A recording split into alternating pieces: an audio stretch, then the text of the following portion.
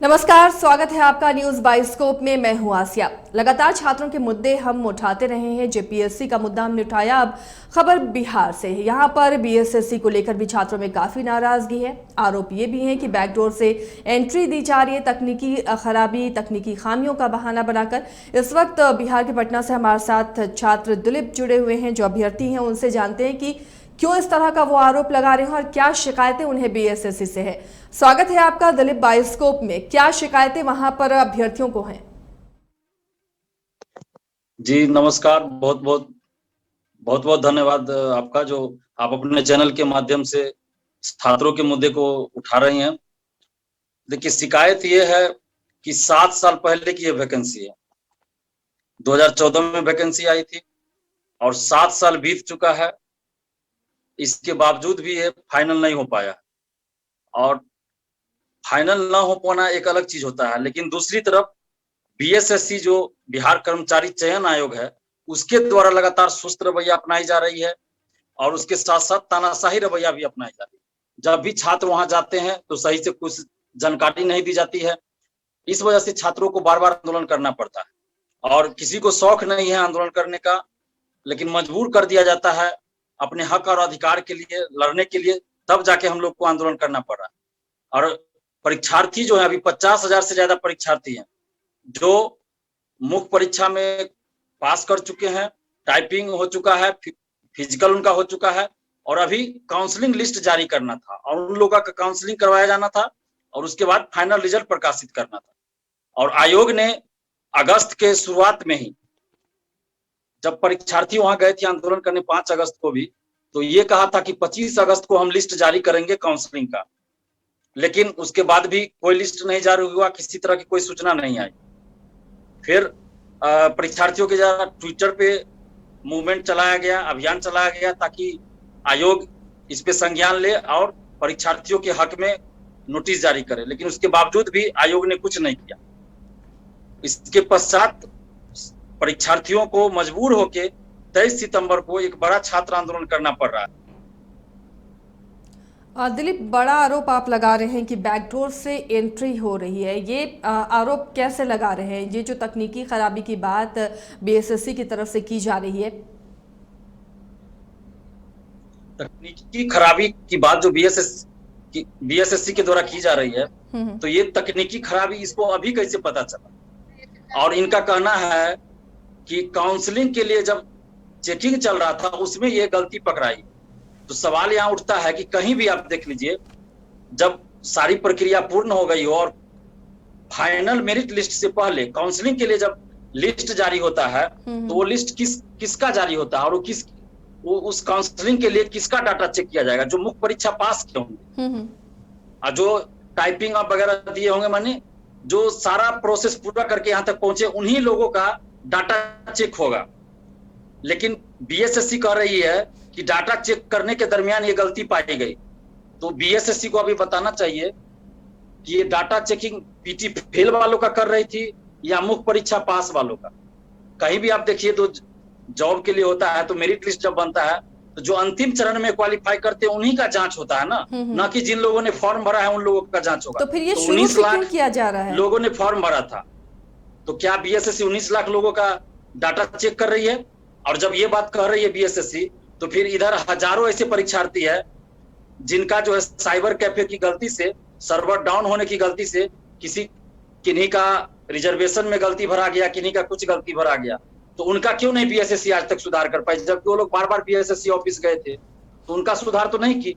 लेकिन जब अपने पे आई तो ये बोल रहे हैं कि तकनीकी कारण से ऐसा हो गया। तो ठीक है, आप कह रहे हैं कि तकनीकी कारणों से ऐसा हुआ है, तो ठीक है, आप 1218 लोगों का आप सब कुछ जारी कर दीजिए, उनका डेट ऑफ बर्थ, नाम, इतना कम से कम जारी कर दीजिए रोल नंबर के साथ, ताकि हम लोग को भी पता चले कि ऐसे लोग कौन है।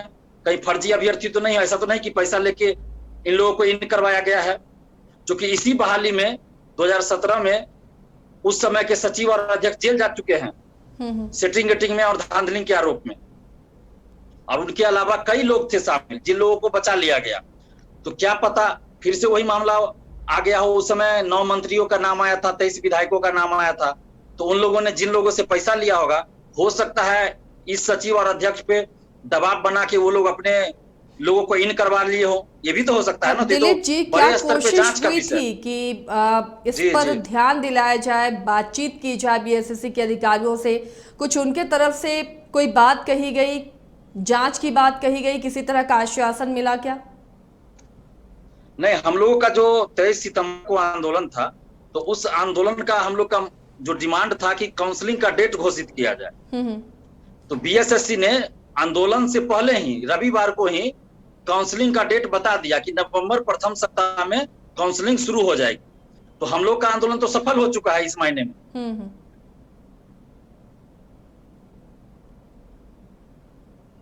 चलिए, तो लेकिन जो अब ये आरोप लगा रहे हैं कि बैकडोर से जो एंट्री हो रही है, कहीं ऐसा तो नहीं कि पैसे लेकर वो एंट्री दी जा रही है? वो लिस्ट, वो नाम जारी करने की मांग आपकी है, क्या आगे मांग है और किस तरह आंदोलन आप लोग करेंगे?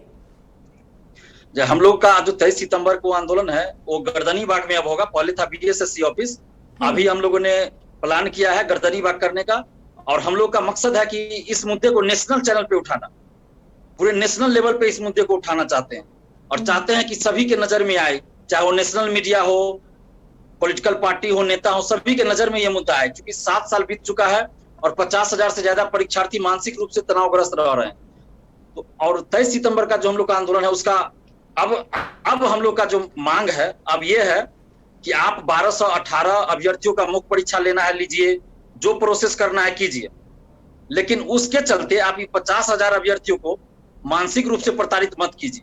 आप इनमें से जो आपको काउंसलिंग के लिए बुलाइएगा 2 से 2.5 गुना लोगों को काउंसलिंग के लिए बुलाइए और इन लोगों का काउंसलिंग शुरू कर दीजिए। क्योंकि काउंसलिंग आप एक दिन में तो नहीं कर लीजिएगा ना, काउंसलिंग इन लोगों का करवाइए और जो 1218 अभ्यर्थियों का आप मुख्य परीक्षा लीजिएगा, उसके बाद जो प्रोसेस होगा उसमें जो सफल होंगे उनका भी आप काउंसलिंग कराइएगा। उसके बाद आप फाइनल मेरिट लिस्ट आप निकालिएगा। काउंसलिंग कराने का ये मतलब तो है ही नहीं कि आप जॉब दे रहे हैं, ये तो सभी को पता है कि काउंसलिंग कराने का मतलब ही नहीं कि आप जॉब दे रहे हैं। तो फाइनल जब लिस्ट निकलेगा, मेरिट लिस्ट, तो आप 1218 अभ्यर्थियों का सब कुछ कर लीजिएगा, पूरा प्रोसेस, उसके बाद आप निकालिएगा। तो इसमें क्या हर्ज है? प्रथम सप्ताह नवंबर में कहा गया है और 4 नवंबर को दीपावली है, उसके बाद भैया दूज होगा, चित्रगुप्त पूजा, छठ, तो फिर कैसे ये शुरू होगा? तो ये तो कहीं ना कहीं छात्रों को गुमराह करने वाली बात हो रही है। तो हम लोग का डिमांड है। रिक्तियां कितनी थी दिलीप जी, रिक्तियां कितनी हैं और कितने छात्र अपियर हुए थे जो पीटी में अभी फिलहाल उत्तीर्ण हुए हैं? क्या आवाज ठीक से नहीं आया? दिलीप, आवाज मिल रही है आपको? बोलिए, सवाल पूछिए। दिलीप जी, रिक्तियां कितनी हैं, कितने पदों के लिए ये परीक्षा हुई थी, कितने छात्रों ने इस परीक्षा में अपियर हुए हैं, कितने छात्र? देखिए, ये वैकेंसी 2014 में निकली थी और बिहार के लगभग 42 विभागों टोटल मिला के सभी जिला के 42 विभागों के लिए बहाली थी 13,120 पदों पे जी। और इसमें 19 लाख लोगों ने फॉर्म भरा था। पहली बार जो पीटी परीक्षा हुई तो पेपर लीक हुआ, परीक्षा कैंसिल हुई, अध्यक्ष और सचिव जेल गए 2017 फरवरी में। उसके बाद दोबारा परीक्षा हुई दिसंबर 2018 में। उसके बाद आंदोलन के बाद जब 17 जनवरी 2020 को आंदोलन हुआ तब पीटी का रिजल्ट घोषित हुआ 14 फरवरी 2020 को। मुख्य परीक्षा आपको हुई है 25 दिसंबर 2020 को और फरवरी लास्ट में मुख्य परीक्षा का रिजल्ट घोषित किया गया, जिसमें 52,000 कुछ अभ्यर्थियों को सफल घोषित किया गया अगले चरण के लिए, यानी कि टाइपिंग, फिजिकल के लिए और अन्य चीजों के लिए। यानी विवादों में फंसते ये 3 से 4 साल का वक्त लग गया। इस दौरान छात्र जो लगे रहे इस परीक्षा के लिए, जो बेरोजगार रहे, उनके लिए जिम्मेदार कौन होगा? इन सब के लिए जिम्मेवार सिर्फ और सिर्फ बीएसएससी है और बिहार सरकार है, यानी कि नीतीश सरकार। बाकी कोई इसके लिए जिम्मेवार नहीं है। बीएसएससी कभी भी ठीक से काम नहीं कर रही है, इसको तो भंग कर देना चाहिए। एक बहाली इससे ठीक से नहीं हो पा रही है और इसके लिए जिम्मेवार है सरकार, जिम्मेवार है, क्योंकि ये सरकार के अधीन ही तो काम कर रही है ना। आप एक बात बताइए कि 25 दिसंबर को छुट्टी का दिन होता है, उस दिन 10 दिन के अंदर में 25 दिसंबर को ये मुख्य परीक्षा आयोजित कर सकती है 63,000 स्टूडेंट्स के लिए। छुट्टी के दिन ये परीक्षा ले सकती है, तो क्या ये रिजल्ट प्रकाशित नहीं कर सकती है बीएसएससी? जबकि सब कुछ हो चुका है, कॉपी चेक हो चुका है, सब कुछ हो चुका है, तो अब उनको काउंसलिंग करवाने में क्या दिक्कत थी। लेकिन कहीं ना कहीं सरकार नहीं चाह रही है कि युवाओं को नौकरी मिले, युवाओं को बेरोजगार बना के रखना चाहती है। और जो बिहार सरकार यानी नीतीश सरकार का रवैया है शिक्षा के प्रति, वो है शिक्षा को चौपट करो। और कहा भी गया है ना कि अगर कहीं लंबे समय तक शासन करना हो तो वहां की शिक्षा व्यवस्था को चौपट कर दीजिए। और हमारे मुख्यमंत्री नीतीश कुमार जी हैं, इसी सिद्धांत पे चल रहे हैं कि बिहार की शिक्षा व्यवस्था को एकदम बर्बाद कर दो, ताकि यहाँ के युवा जो अपने हक और अधिकार के लिए आवाज ही ना उठाए। और आप बताइए कि फरवरी महीने में बिहार सरकार द्वारा नोटिस जारी किया जाता है कि आप सरकार के अगेंस्ट नहीं बोल सकते हैं, किसी मंत्री विधायक अफसर के खिलाफ आप नहीं बोल सकते, आरोप नहीं लगा सकते। आप बताइए, तो कहीं से भी लोकतांत्रिक देश में नहीं संभव है। उसके बाद फिर जब हम लोगों ने विरोध किया, तब बिहार सरकार के आला अफसर आके कहते हैं कि नहीं, लोकतांत्रिक अधिकार है, शांतिपूर्वक धरना प्रदर्शन कर सकते। इसी तरह बीएसएससी ने भी एक नोटिस जारी किया था कि धरना प्रदर्शन करते हैं तो एफआईआर किया जाएगा। फिर भी हम लोग नहीं डरे, क्योंकि हम लोग जानते हैं कि मौलिक अधिकार है हमारा मौलिक अधिकार है शांतिपूर्वक धरना प्रदर्शन और आंदोलन का। तो हमसे हमारा ये मौलिक अधिकार कौन छीन सकता है। तो हम लोग अपने मौलिक अधिकार के अंतर्गत ही 23 सितंबर को आंदोलन कर रहे हैं, जो कि गर्दनी बाग धरना स्थल पटना। दिलीप जी, एक यही रास्ता बचा है अब आंदोलन का, तभी आप लोगों की बात सुनी जाएगी। जी, अब एक ही रास्ता बचा है आंदोलन का, क्योंकि आंदोलन के जरिए ही हम लोग दबाव बना सकते हैं। और इस बहाली का देख लीजिए, तो इतिहास देखिएगा तो यही है कि आंदोलन के बाद ही सब कुछ हुआ है। पीटी परीक्षा के लिए भी आंदोलन करना पड़ा, पीटी परीक्षा के रिजल्ट के लिए भी आंदोलन करना पड़ा, मुख्य परीक्षा आयोजित करवाने के लिए आंदोलन करना पड़ा, उसके बाद टाइपिंग के लिए आंदोलन करना पड़ा, और अभी देखिए काउंसलिंग के लिए आंदोलन करना पड़ रहा है। और आंदोलन का असर हुआ। आंदोलन शुरू मतलब आंदोलन 23 सितंबर को था, उससे पहले ही नोटिस जारी कर दिया बीएसएससी ने। आंदोलन का असर तो हो ही गया।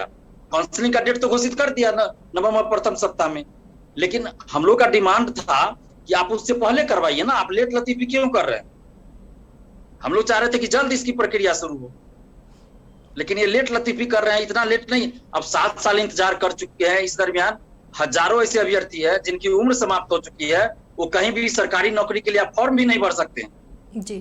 तो उनके साथ क्या होगा। और आप सोच सकते हैं कि 13,120 पदों पे बहाली होनी है, और इसके चलते बिहार में विकास कार्य बहुत हद तक बाधित हो रहा है, क्योंकि सरकारी कर्मचारियों की घोर कमी है बिहार में सभी डिपार्टमेंट में।